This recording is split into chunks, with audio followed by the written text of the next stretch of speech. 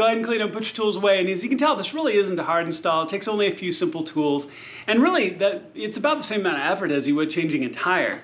Now, the one thing you're going to want to do is make sure to do the research beforehand. Try to decide what size may be perfect for you. You can always reach out to Keys Motorsports before you place the order. Go ahead and talk to them. I'm sure they're going to have some great advice depending on your model, depending on your ride height, depending on your wheels. They can give you some really intelligent advice on what size is probably perfect for you.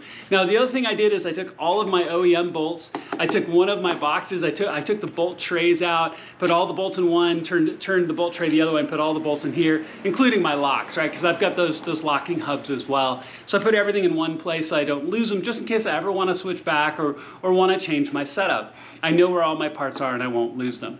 So thank you so much to Keys Motorsports for this fantastic project. It's really going to make a difference on my car. I think it's going to look really, really good. I think this would be great for your car too, and something you should definitely explore. Please click like and subscribe. It makes a huge difference to my channel, and I have so much content coming that I can't wait to bring to you. I'm really excited about it. Thank you so much for watching, and I'll see you on my next project.